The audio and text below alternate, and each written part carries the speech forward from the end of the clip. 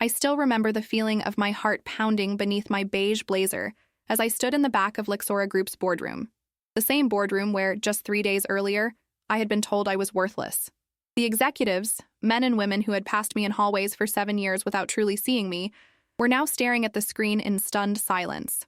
No one moved, not even Paul Kensington, my boss, who stood frozen at the head of the table, his usual smug confidence replaced by the pallor of exposure. But I'm getting ahead of myself. Let me rewind.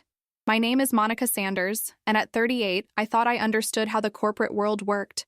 Keep your head down, do the work. Eventually, merit rises. For 7 years at Lexora Group in Dallas, I'd been the invisible engine that kept things running. First to arrive, last to leave. The one who mentored interns, fixed colleagues' messy spreadsheets, and never missed a deadline. The reliable one, the forgettable one. Until 6 months ago, when I started building something I believed would change everything, both for our company and for me. It's ambitious, Monica, Laura Freeman, my closest thing to a work friend, said, when I first explained my project over lunch in the break room. A predictive analytics model that forecasts customer churn with that level of accuracy? Paul's going to love it.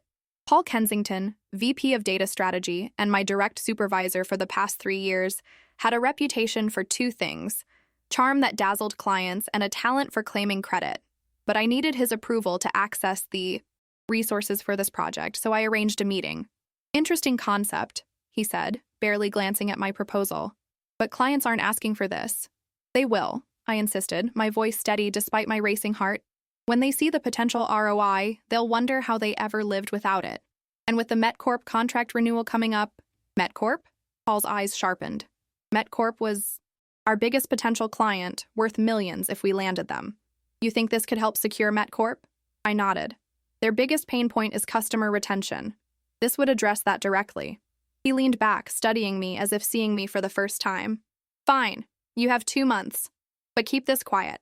If it bombs, I don't want everyone knowing we wasted resources.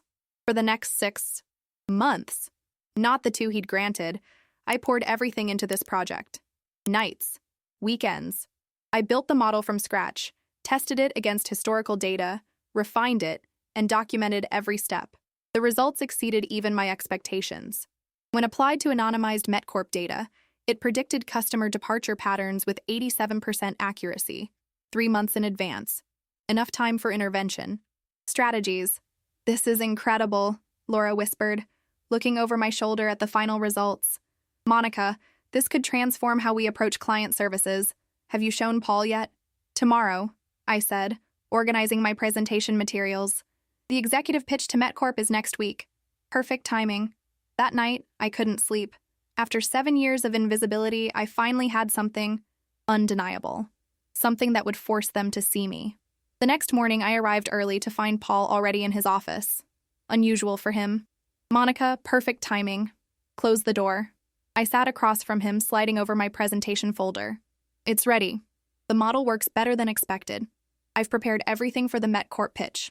He flipped through the materials, his expression unreadable. This is good work. Very good. Pride bloomed in my chest. Thank you. I'd like to lead the presentation too. I'll handle the presentation, he cut in. This is senior level stuff now. I'll need the complete files, access codes, everything. My smile faltered. But I developed it. I understand all the nuances, Monica. His voice cooled. You're a data analyst. This is now a strategic initiative that requires executive handling. I need everything by end of day. The board and CEO will be there. We can't risk any hiccups. I left his office feeling hollow. That evening, I transferred all files to the shared drive as instructed. I was removed from the meeting invite. When I asked about attending, even just to observe, Paul's response was clipped. Senior level meeting. Only Monica. Be a team player. The next morning, during our weekly department meeting, I tried once more. About the MetCorp presentation. Actually, Paul interrupted, I wanted to address that. There have been some concerning delays in the weekly client deliverables. Monica, your team is falling behind. My team? I manage no one. The room went quiet. I don't understand, I said. My deliverables are all on schedule. Paul's face hardened. The Henshaw report was due yesterday. The data reconciliation for Brunswick is 3 days late. This is unacceptable. Those aren't my projects, I said. confusion turning to alarm. Those are Jeremy's. As senior analyst, you're responsible for quality control across projects. Paul continued as if I hadn't spoken. This reflects poorly on all of us. My face burned as 15 colleagues avoided eye contact. Jeremy, who actually owned those deliverables, studied his notebook intently. I've never been assigned quality control for other analysts' work, I said, fighting to keep my voice steady. Paul slammed his hand on the table. This is exactly the problem. The lack of accountability, the excuses. You're the most incompetent employee I've had in this department. Ever. The room fell silent. My ears rang. 7 years of perfect performance reviews, of silent dedication, erased in one moment of fabricated failure. Laura stared at her coffee cup. No one spoke up. Meeting dismissed, Paul said calmly. Monica, get those deliverables fixed today. I somehow made it to the women's restroom before the tears came. Locked in. A stall. I pressed my forehead against the cool metal door and tried to breathe. This wasn't just about the presentation. This was strategic. He was discrediting me before taking my work. When I returned to my desk, an email was waiting. Paul had forwarded his presentation deck, my work, now under his name, with a request to review for any technical errors. The board meeting was scheduled for Friday at 10 a.m. That's when I knew what I had to do. I spent that night creating a special version of the presentation, identical to Paul's in every way except for one crucial difference. Embedded throughout were digital breadcrumbs, email chains, development logs, timestamps, every piece of evidence proving I had created the model from concept to execution. And on slide 20, right before the Ryuoso Q&A section, I added a hidden trigger, one that would activate only when that specific slide appeared on screen during presentation mode. The next morning, I uploaded my version to the shared drive, replacing Paul's file. Then I waited. Friday morning arrived with the weight of inevitability. I dressed carefully, a professional navy suit I'd been saving for special occasions, pearl earrings my grandmother left me, hair pulled back in a sleek bun. If today was going to change everything, I wanted to look the part. The boardroom meeting was scheduled for the 15th floor, in the glass-walled conference room reserved for our most important presentations. I wasn't invited, but I knew that Cecilia, the CEO's assistant, always set up the refreshments 15 minutes early. She had a soft spot for me after I helped recover her deleted files last year. Monica, how are you? Cecilia smiled when I appeared at her desk at 9:40 a.m. Just fine, I said, returning her smile. Is everything set for the MetCorp presentation? All ready to go. Mr. Kensington's been practicing his delivery all morning. I bet he has, I murmured. Listen, Cecilia, would you mind if I check the technical setup? Sometimes the presentation remote acts up with the new software. She waved me through. Go ahead. I need to grab more water bottles anyway. The boardroom was empty, sunlight streaming through floor-to-ceiling windows that overlooked downtown Dallas. I quickly checked the computer, confirming my modified file was loaded. Everything was in place. I slipped into a chair in the far corner just as executives began filing in. The CEO, Jackson Morris, the CFO, 3 division heads, and even a representative from the parent company in New York. No one questioned my presence. I was just part of the furniture, as usual. At exactly 10 a.m., Paul strode in, confidence personified in his tailored suit and practiced smile. He shook hands, made small talk, completely in his element. Ladies and gentlemen, he began, clicking to the first slide.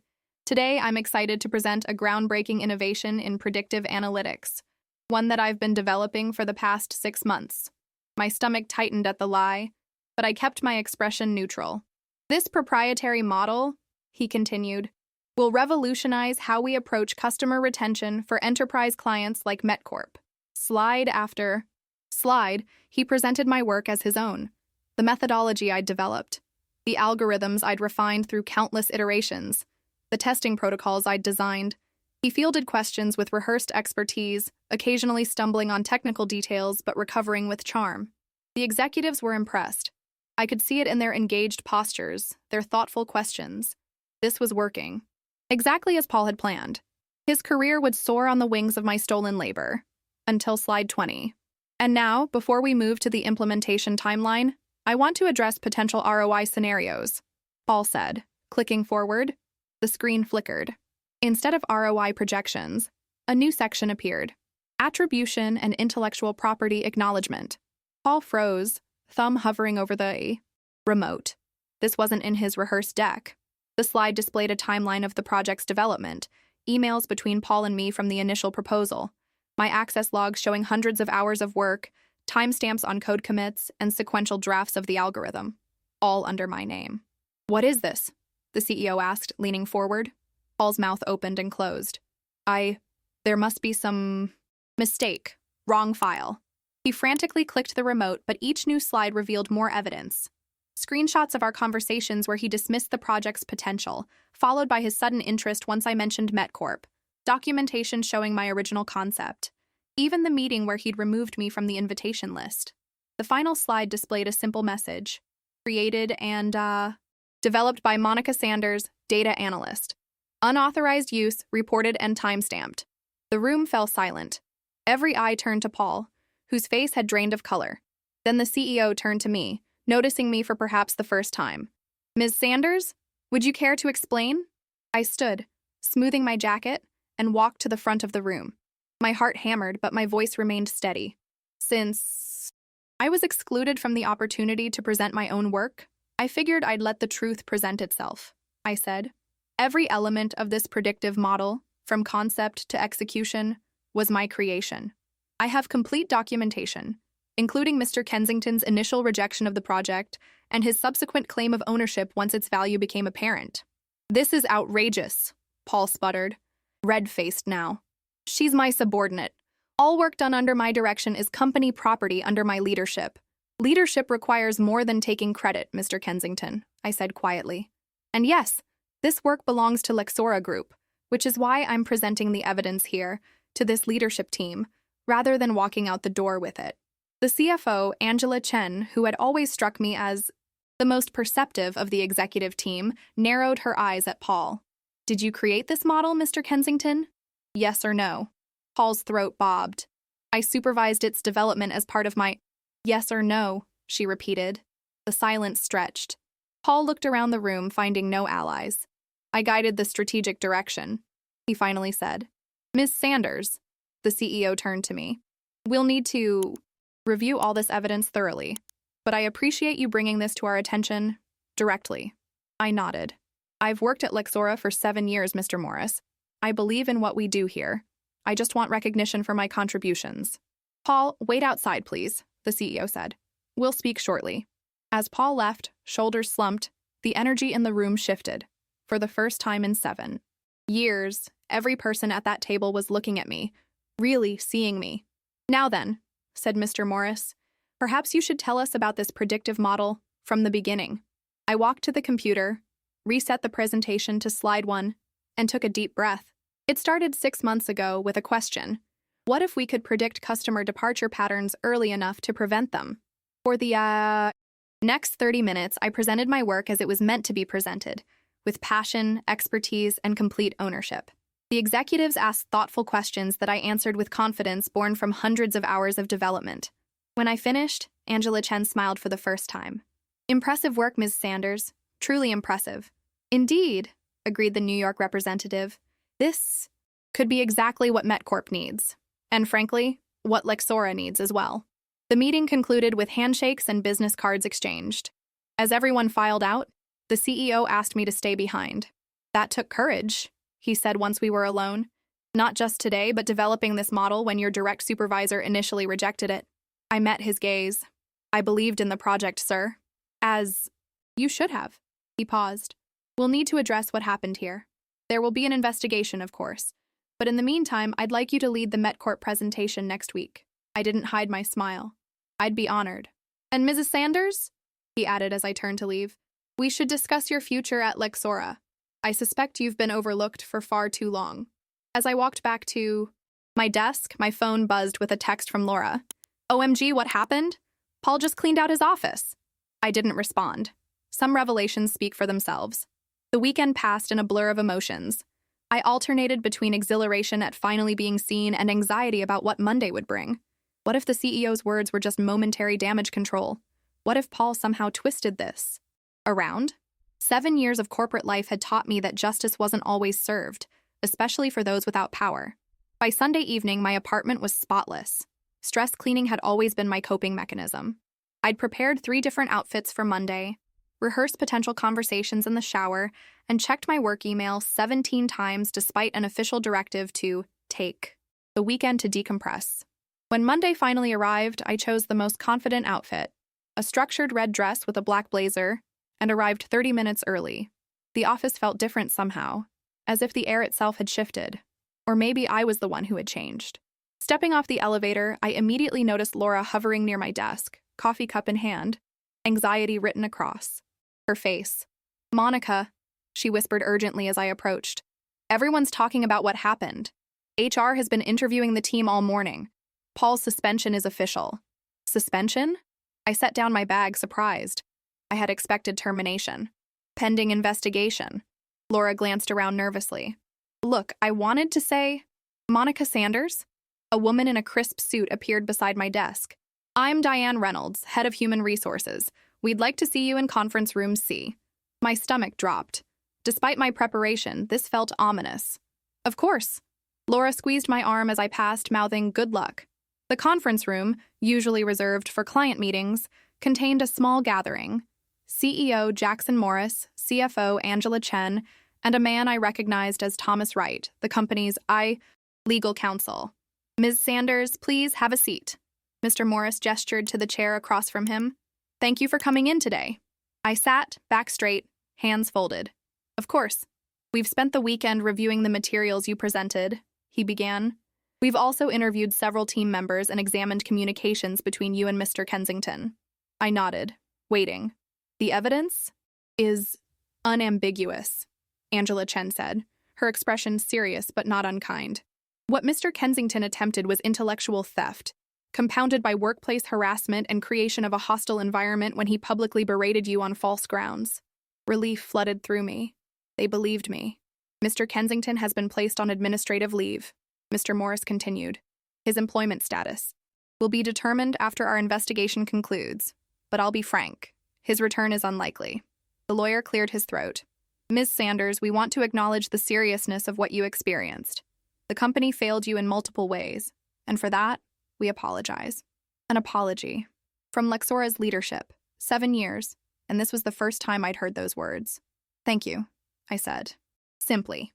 "Now," Angela leaned forward, "let's discuss your future here. Your predictive analytics model is extraordinary. The potential for our client base is tremendous. We'd like to create a new position, Director of Predictive Intelligence, reporting directly to me. The role would include leading a small team focused on expanding this technology across our client portfolio." I blinked, processing her words. A director-level position, a team, direct reporting to the CFO. "The compensation package would be commensurate with the position," Mr. Morris added. "We can discuss specifics once you've had time to consider." "I'm interested," I said carefully, "but I have conditions." Something flickered in Angela's eyes. Surprise? Perhaps respect. "Go on." "First, I want a written acknowledgement of what happened. Not for public distribution, but for my personal records." The lawyer shifted uncomfortably, but I continued. "Second, I want inclusion in leadership-level strategy sessions moving forward. Not just for my projects, but for broader company initiatives. I've been invisible for 7 years. That ends now." Angela nodded. "Reasonable." "Third, I want equity. Consideration in the next fiscal year." This time, Mr. Morris raised his eyebrows. "Equity is typically reserved for senior leadership," I finished. "Which is what you're offering me." He studied me for a moment, then nodded slowly. "Fair enough. Anything else?" I took a deep breath. "Yes. I want mandatory ethics and credit acknowledgement training for all managers. What happened to me isn't unique. It's just that most people can't prove it as conclusively as I did." The room fell silent. Finally, Angela spoke. "I believe that's an excellent suggestion, Ms. Sanders. In fact, I'd like you to help develop that program. We'll need a week to formalize everything," Mr. Morris said. "In the meantime, would you be comfortable preparing for the MetCorp presentation next Monday?" "Absolutely," I replied. "I've been ready for 6 months." As we stood to conclude the meeting, Angela held back. "May I speak with you privately, Monica?" Once the others left, she gestured for me to sit again. "What you did took extraordinary courage," she said. "Not just the presentation, but standing up for yourself today. Many people would have simply accepted the promotion with gratitude." I met her gaze. "I'm grateful for the recognition, but I won't be undervalued again." She smiled, a real smile that reached her eyes. I suspected as much. Between us, I've been watching your work for some time. Quality speaks for itself, even when management isn't listening. Then why? I began, then stopped myself. Why didn't I intervene earlier? Angela sighed. Corporate politics is complicated, but that's no excuse. Sometimes we fail to protect the people we should. She handed me her business card, personal cell number handwritten on the back. I'd like to mentor you if you're open to it. The path from individual contributor to leadership isn't always straightforward, especially for women. I took the card, genuinely touched. I'd like that very much. As I walked back to my desk, heads turned subtly in my direction. Word had clearly spread. Laura was waiting, anxiety replaced with curious excitement. Well, she whispered. I've been promoted to Director of Predictive Intelligence, I said, the words still feeling surreal. Reporting to Angela Chen. Oh my God, Laura's eyes widened. Monica, that's incredible. I'm so happy for you. I studied her face, the genuine joy there, but also something else. Regret, perhaps? Laura, I said quietly. Why didn't you speak up in that meeting, when Paul was humiliating me? Her smile faded. She looked down at her hands. I was scared. Paul has always had so much influence, and I have bills, a mortgage. I couldn't risk it. The old Monica would have nodded sympathetically, offered reassurance, taken on the emotional labor of making Laura feel better about her inaction. But I wasn't that Monica anymore. You had a choice, I said gently but firmly. You didn't have to be part of the problem, but you chose silence. I gathered my things, preparing to move to my temporary office. I hope next time you choose better. Her face flushed, but she nodded. I deserved that, and you deserved better from me. I'm sorry, Monica. I softened slightly. Thank you for saying that. As I settled into my new temporary office, a small but private space with actual windows, my email dinged with calendar invitations. The MetCorp presentation prep, a leadership strategy session, and a one-on-one with Angela. For the first time in 7 years, I felt something I'd almost forgotten. Excitement about coming to work tomorrow. The MetCorp presentation was a triumph. Standing before their executive team, I delivered the most confident pitch of my career. No stuttering, no apologies, no minimizing my work, just clear expertise and undeniable results. Ms. Sanders, their chief strategy officer, said afterward, "This is exactly what we've been looking for. When can you start implementation?" Just like that, Lexora secured its largest contract ever, $4.7 million over 3 years. My inbox filled with congratulations from colleagues who had never bothered to learn my name before. Suddenly, everyone wanted to have coffee, to collaborate, to pick my brain. The next few weeks blurred together as I transitioned into my new role. Human Resources finalized my promotion package, a 75% salary increase, director-level benefits, and an equity grant for the next fiscal year. I signed the paperwork in Angela's office, my hand steady despite the magnitude of the moment. "How does it feel?" she asked as I set down the pen.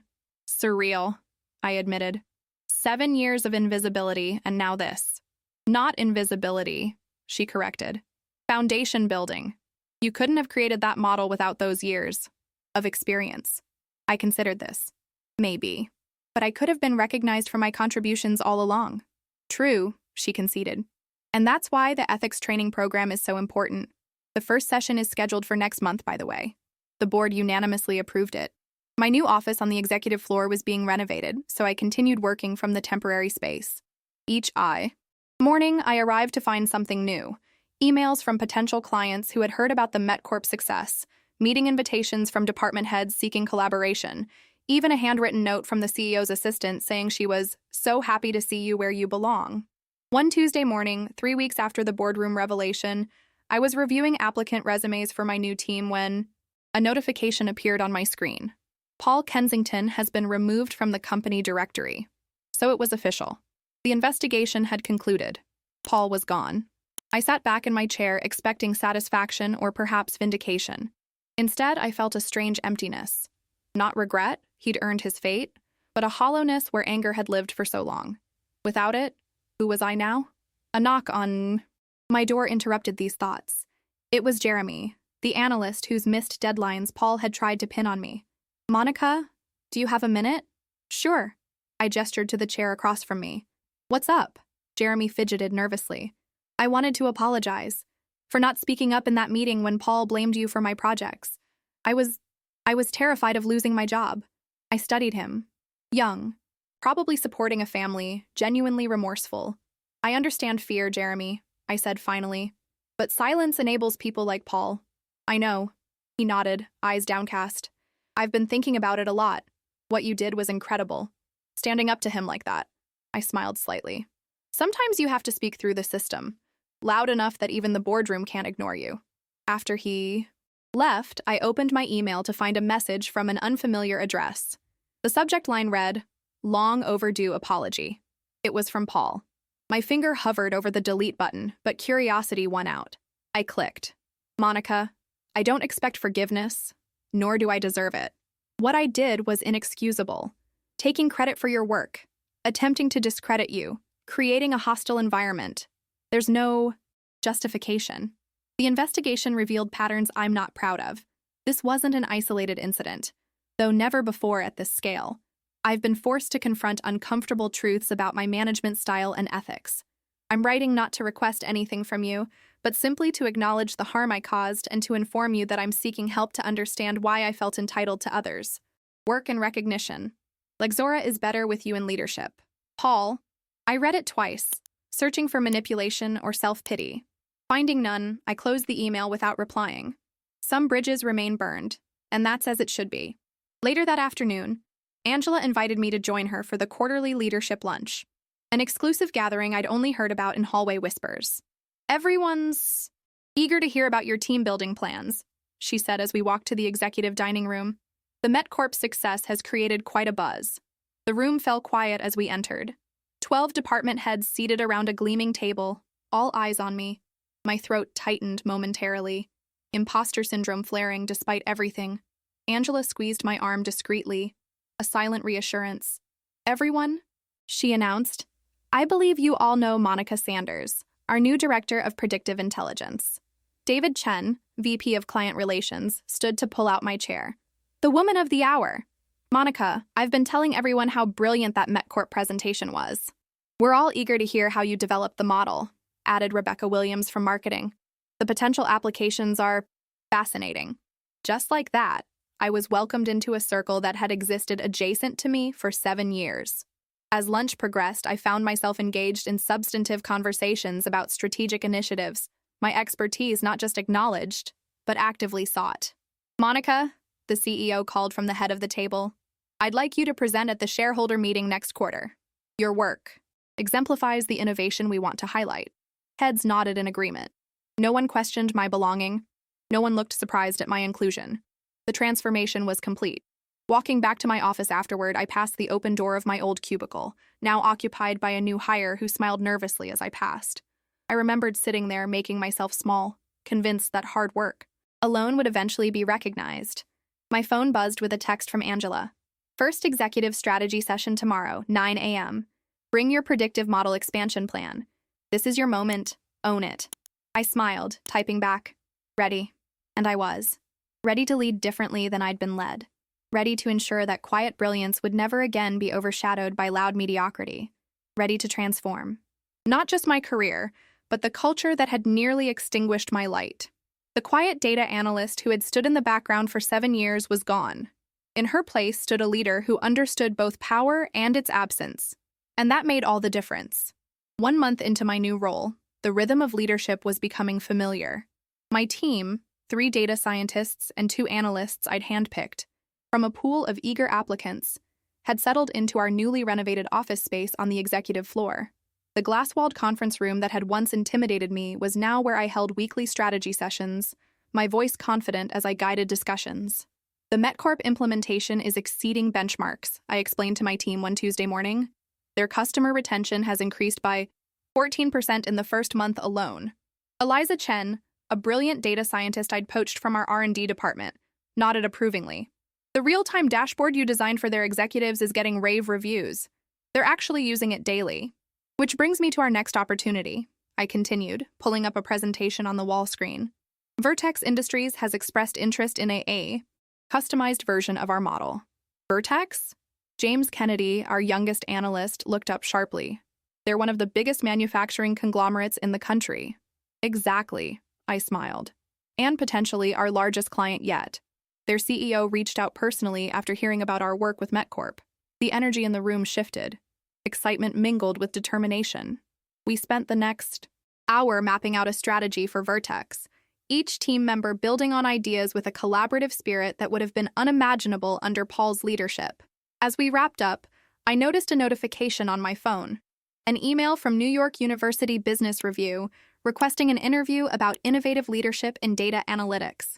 Another opportunity that would have been unthinkable 2 months ago. Later that afternoon, while reviewing quarterly projections, I heard a soft knock on my office door. It was Laura. "Do you have a minute?" she asked, hovering in the doorway. I gestured to the chair across from my desk. "What's up?" Laura sat, smoothing her skirt nervously. "I've been thinking a lot about what you said, about choosing silence." She took a deep breath. "Yesterday, in the department meeting, Richard tried to take credit for Sonia's code optimization project. Richard was Paul's replacement, hired externally with impressive credentials, but apparently some familiar habits. "What happened?" I asked, setting aside my laptop. "I spoke up," Laura said, a hint of pride in her voice. I pointed out that Sonia had documented the entire process and should present her findings herself. She hesitated. Richard wasn't happy, but Sonia got to present her work. I felt a genuine smile spread across my face. That took courage. It was terrifying, she admitted. But afterward, 3 different people thanked me privately. Apparently, Richard's been doing this since he started. She met my eyes directly. "I kept thinking about what you went through, how no one spoke up for you. I didn't want to be that person again. I'm proud of you," I said, meaning it. That's how change happens. One uncomfortable conversation at a time. After Laura left, I sat thinking about ripple effects. My confrontation in the boardroom hadn't just changed my trajectory. It was slowly shifting the culture itself. Small moments of courage inspired others. Systems didn't transform overnight, but they could evolve through accumulated challenges to the status quo. The next morning, I arrived at the office to find Angela waiting by my door. "Good morning," I greeted her, unlocking my office. "Everything okay?" "Better than okay," she replied, following me inside. "The MetCorp results are getting attention at the corporate level. The parent company is considering implementing your model across all subsidiaries." I set down my coffee, processing the implications. "That would be enormous. Life-changing," Angela agreed, "for both Lexora and your career." She handed me a folder. "The board is creating a new executive position, Chief Innovation Officer. They want you to consider it." I opened the folder, scanning the details: compensation package, responsibilities, reporting structure.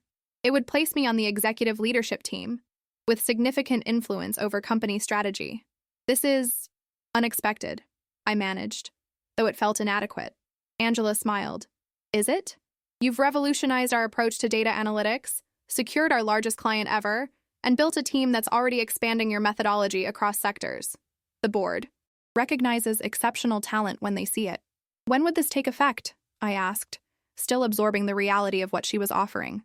"January 1st, new fiscal year, new leadership structure." She paused. "There's one more thing. The position would be based at corporate headquarters, in New York. New York. A completely fresh start, at the highest level. I'd need time to think about this," I said carefully. "Of course," Angela nodded. "Take the week. But Monica?" Her expression softened. "Don't let fear of the unknown hold you back. You've earned this." After she left, I walked to the window, looking out at the Dallas skyline that had framed my professional life for 7 years. 2 months ago, I was invisible in this city, in this company. Now I was being offered an executive role. In New York. My phone buzzed with a calendar reminder. The ethics training session I'd helped develop was starting in 15 minutes. I gathered my materials and headed to the large training room, where managers from across departments were already assembling.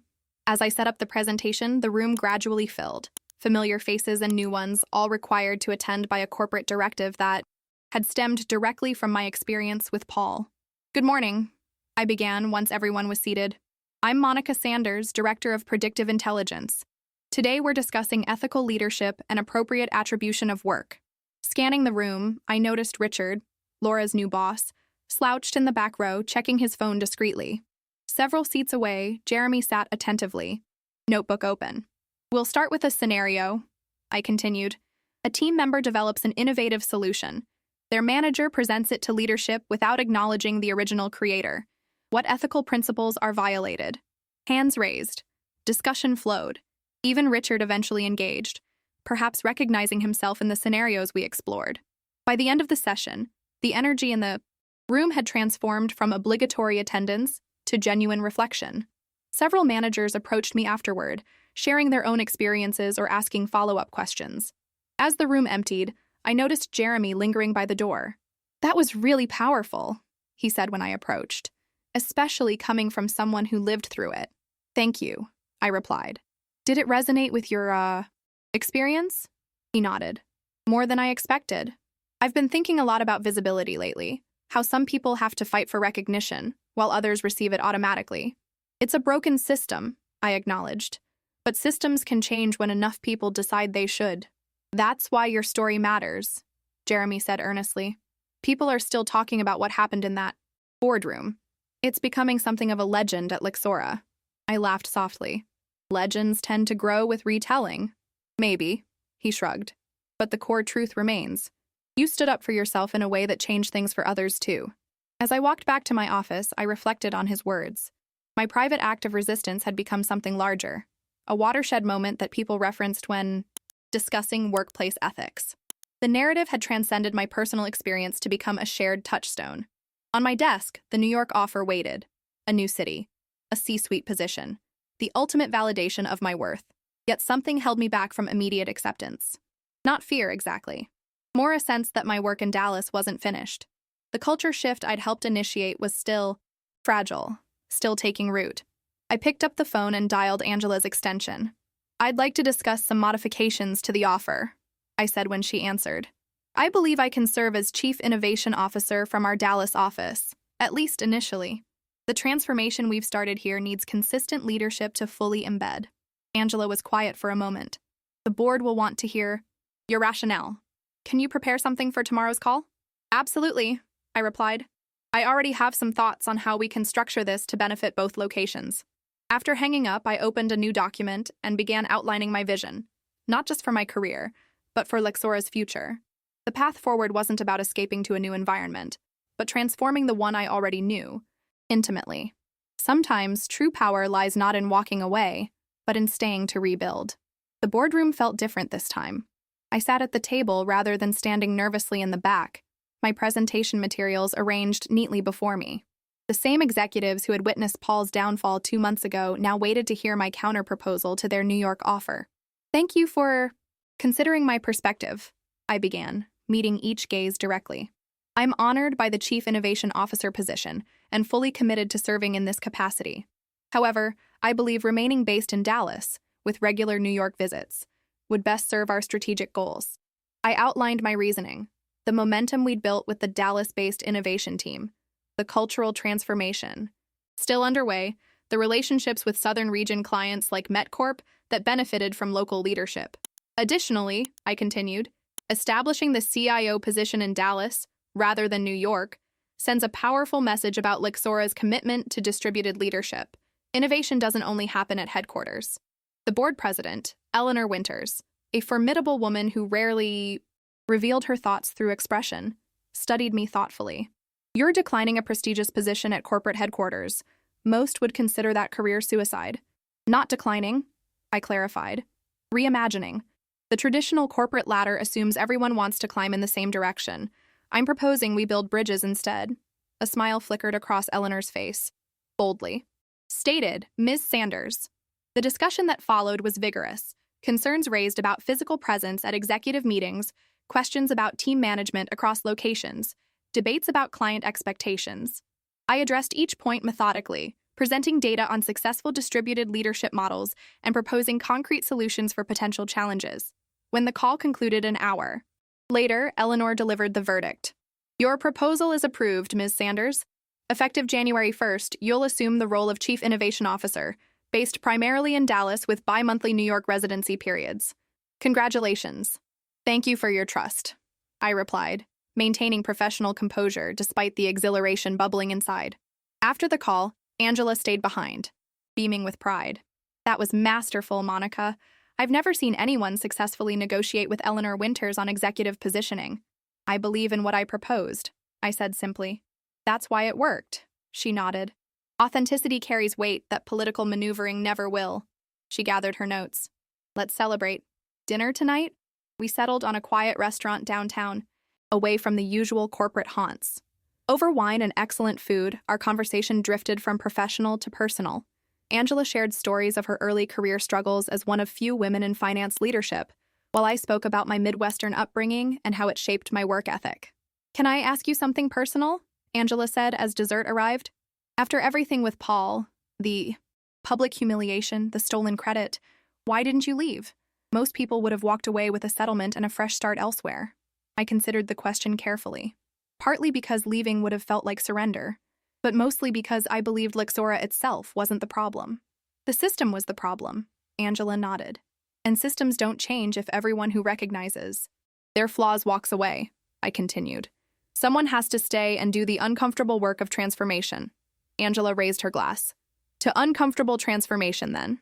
The next morning, I called a team meeting to share the news about my upcoming role. Their reactions ranged from excitement, James literally pumped his fist, to concern about changes to our department structure. This is good. News for all of us, I assured them. The board has approved expanding our team into a full division. You'll all have opportunities for advancement as we scale. Will you still be our direct manager? Eliza asked, voicing the unspoken worry. Initially, yes, I confirmed. As we grow, I'll need to promote a division director who will report to me. But my office remains here, and our work continues. Relief visibly washed over them.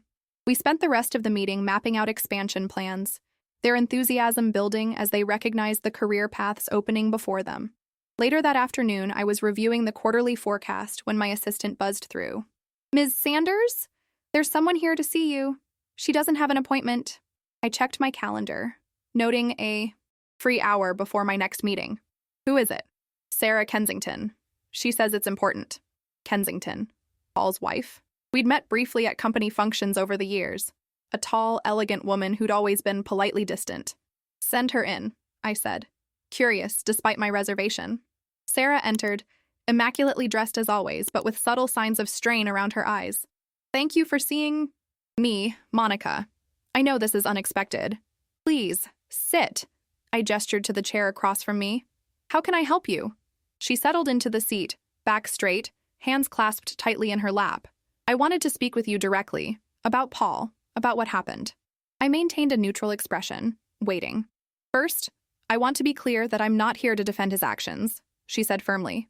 What he did was wrong, utterly inexcusable. I told him so when it happened. I appreciate that, I said carefully. Sarah nodded. Paul is in therapy now, intensive therapy.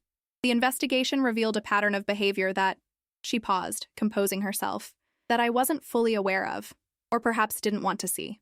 That must have been difficult to learn, I offered, finding unexpected. Compassion despite everything. It was devastating, she admitted. 20 years of marriage, and suddenly you're questioning how well you really know someone. She met my gaze directly. I'm not here asking for forgiveness on his behalf. That's his responsibility, if he ever earns that right. I'm here because I wanted you to know that your actions didn't just change Lixora. They forced a reckoning. In our home, too. I never intended, I began, to impact our family, she finished. Of course not. But the truth has a way of creating ripples beyond what we can see. She straightened her shoulders. Paul's actions cost him his career, his reputation, and nearly his marriage. But they also created an opportunity for genuine change, if he's willing to do the work. Is he? I asked, genuinely curious. A complicated expression crossed her face. I believe he's trying. Whether that's enough remains to be seen. She stood to leave. I won't take more of your time. I just wanted you to know that standing up for yourself affected more than just your career trajectory. Sometimes the hardest truths create the most necessary changes. After she left, I sat quietly, processing the unexpected encounter. I had never considered how my actions might have reverberated through Paul's personal life. Not that I regretted exposing the truth. He had earned those consequences. But the ripple effects were wider than I'd imagined. My phone buzzed with a message from Angela. News about your CIO appointment spreading through NY office. Lots of positive buzz. Proud of you. I smiled, typing back a quick thanks before returning to my forecast review. The afternoon stretched ahead, meetings with potential clients, strategy sessions with my expanding team, preparations for the January transition. Outside my window, the Dallas skyline gleamed in the autumn sunlight. So much had changed in just 2 months, yet here I remained, transformed but rooted, rebuilding rather than escaping. I thought back to that day in the boardroom, heart pounding beneath my beige blazer as my hidden slides revealed the truth. I couldn't have predicted then where that moment of courage would lead, not just to professional advancement, but to cultural shifts rippling through the organization and beyond. I used to think quiet work would speak for itself, I murmured, echoing words I'd written in my journal recently. But in a world that rewards noise and ego, silence only protects the powerful. My assistant buzzed again. The Vertex Industries team had arrived for our initial consultation. I gathered my materials, straightened my shoulders, and prepared to step into the next meeting, not as the invisible woman I'd once been, but as the leader I'd fought to become. Some victories aren't measured in titles or salaries, but in the fundamental shift from making yourself small to claiming the space you've earned. That was the real transformation, one that could never be taken away. 6 months into my role as Chief Innovation Officer, spring had transformed Dallas. From my expanded corner office, I could see new growth on the trees lining the corporate campus, a fitting metaphor for Lexora itself, which had undergone its own renewal. My bi-monthly trips to New York had settled into a productive rhythm.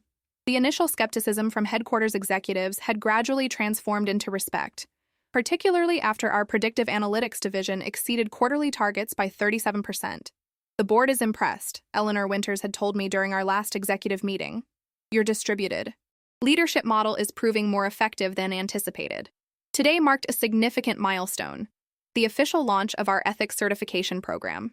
What had begun as a simple training session had evolved into a comprehensive initiative that was being rolled out company-wide, with plans to offer it as a consultancy service to clients later this year. I smoothed the lapel of my tailored suit, no more beige blazers for me, and prepared to address the assembled department heads in the main conference center. Ready? Angela asked, appearing at my office door. Absolutely, I replied, gathering my presentation materials. The large conference room was filled to capacity. What surprised me most wasn't the attendance. The program was mandatory after all, but the genuine engagement evident in the faces looking back at me. This wasn't grudging compliance. There was authentic interest. Good morning, I began, my voice confident and clear. Today marks the official launch of Lexora's Ethics and Attribution Certification Program. What began as a response to specific incidents has evolved into something much more significant, a company-wide commitment to ethical leadership and proper recognition of contributions at all levels. As I outlined the program components, I noticed Richard, who had once dismissed the initiative, nodding along thoughtfully. After Laura had called him out months ago, he'd faced increased scrutiny from his team.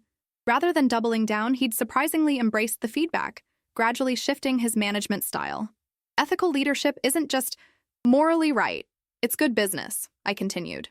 Our data shows that teams with proper attribution practices demonstrate 28% higher productivity and 45% better retention rates. After the presentation, as attendees networked over coffee, Laura approached with a younger woman I recognized as Sonia, the analyst whose work Richard had attempted to claim. Monica, Sonia has news she wants to share. With you, Laura said, beaming with pride. Sonia straightened her shoulders. I've been promoted to senior analyst, and I'll be joining the team developing the client version of the ethics program. That's wonderful, I replied warmly. Your experience will be invaluable to the initiative. It wouldn't have happened without you and Laura, Sonia said earnestly. Seeing how you stood up for yourself in the boardroom. Everyone still talks about it. It gave me courage to start documenting everything and speaking up in meetings. After they left, Angela joined me by the windows overlooking the campus. You've started quite a movement, she observed. It's spreading beyond our walls, too. I heard MetCorp is implementing their own version of the attribution protocols we developed. Good. Ideas tend to propagate, I replied, especially when they address universal pain points. Speaking of good ideas, Angela said, lowering her voice slightly, Eleanor mentioned the board is considering expanding your model to other subsidiaries. There's talk of creating a parent company position to oversee implementation. I raised an eyebrow. Another promotion?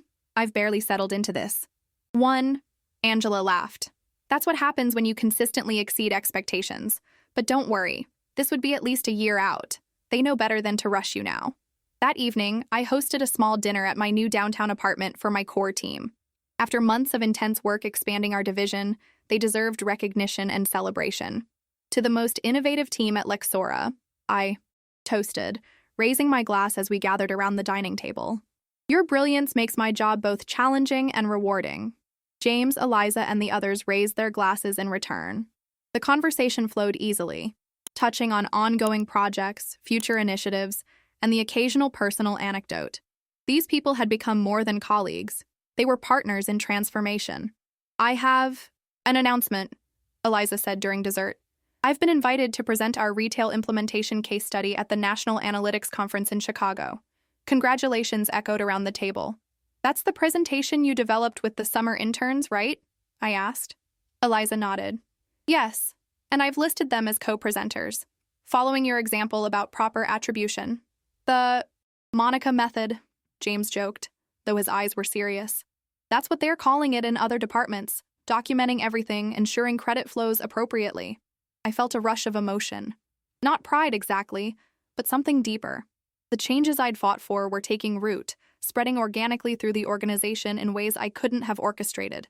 Later, after my team had departed, I stood on my balcony overlooking the city lights, reflecting on the journey of the past 8 months. From invisible analyst to C-suite executive, from silent contributor to recognized innovator, from isolated individual to leader of a movement. My phone buzzed with an email notification, a message from an unfamiliar address with the subject line, "Thank you," from a former colleague. I was from Taylor Rodriguez, a data analyst who had left Lexora during Paul's tenure. Monica, you won't remember me. I worked in the analytics department for 2 years before leaving abruptly in 2022. What you might not know is that I left because Paul took credit for my market segmentation algorithm and then criticized my lack of initiative in my performance review when I objected. I've been following Lexora's transformation through industry channels. When I learned about your ethics certification program and how it all started with your boardroom revelation, I had to reach out. What you didn't just change things for current employees. It validated the experiences of those of us who left because we couldn't fight the system. Some wounds heal slowly, but knowing that Paul eventually faced consequences and that Lexora is genuinely changing its culture has provided unexpected closure. I'm now leading analytics at Horizon Tech, where I've implemented documentation protocols similar to what I've read about your program. Your courage has created ripples far beyond Lexora. Thank you for standing up when so many of us couldn't. Taylor, I read the email twice, a lump forming in my throat. When I'd prepared those hidden slides 8 months ago, I'd been focused solely on my own situation, my stolen work, my damaged reputation. I never imagined my actions would provide healing for people I'd never even met. Setting down my phone, I gazed at the city skyline, thousands of windows lit from within, each representing lives and stories I would never know. How many other Taylors were out there? How many others had left companies, dreams diminished, because their contributions were stolen or dismissed? The thought was simultaneously overwhelming and motivating. What had begun as a personal stand for recognition had evolved into something much larger, a movement toward a more ethical workplace culture that could potentially spread across industries. My phone buzzed again. A text. From Angela. Dinner tomorrow to discuss parent company proposal? Eleanor wants to move forward sooner than expected. I smiled, typing back, "Let's do it. I have some ideas to expand the scope." The night air was cool against my face as I took one last look at the glittering city before heading inside.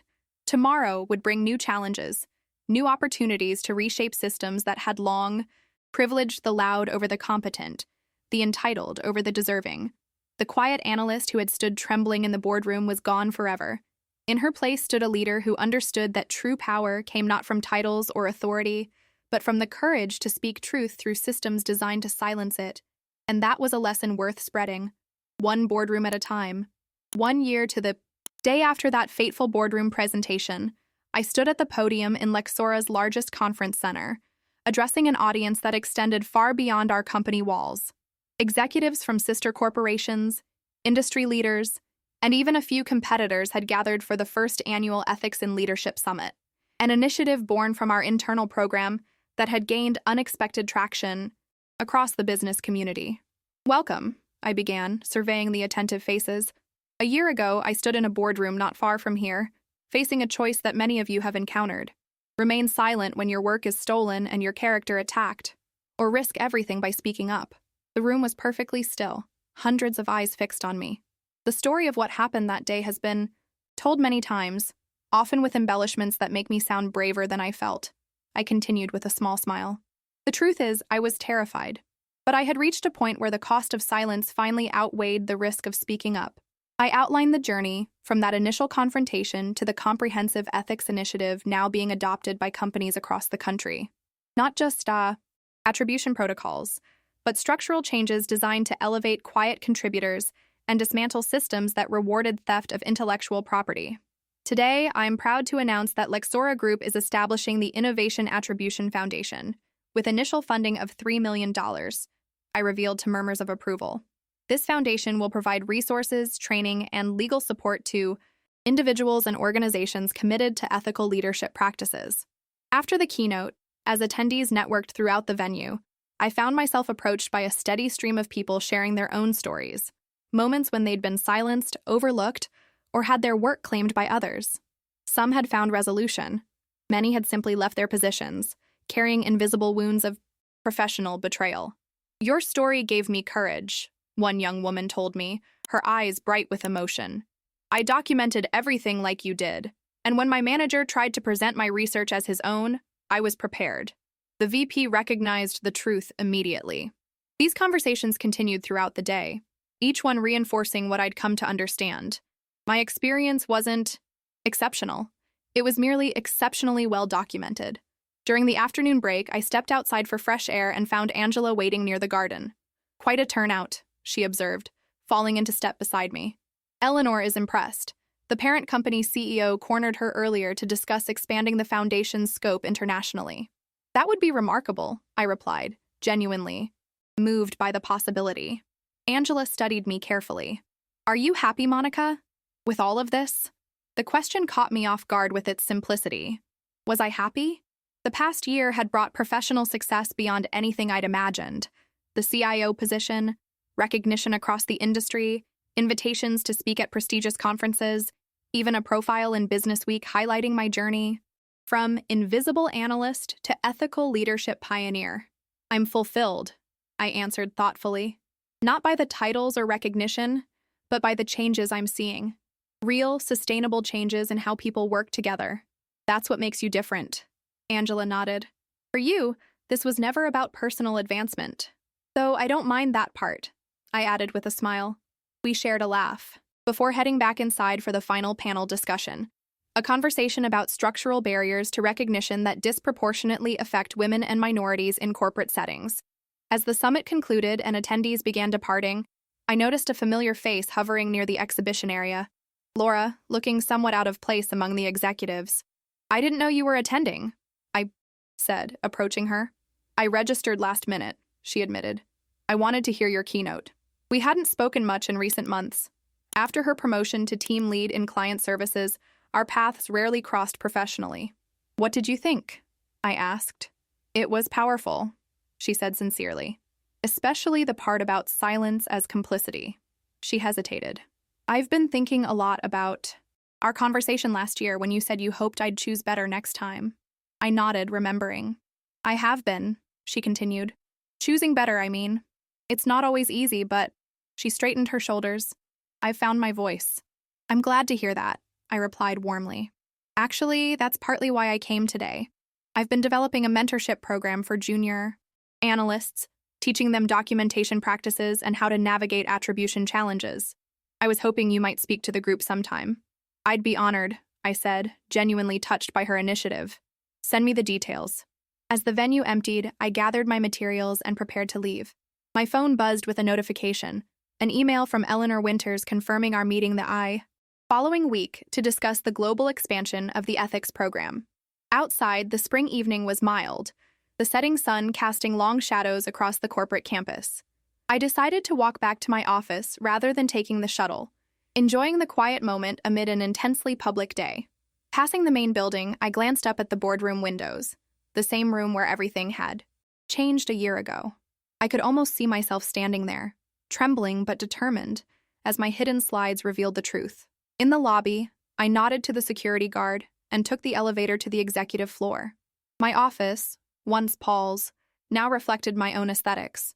Clean lines, abundant natural light, walls adorned with data visualizations rendered as art. On my desk sat a small, wrapped package with a card. Inside the card was a note from my team.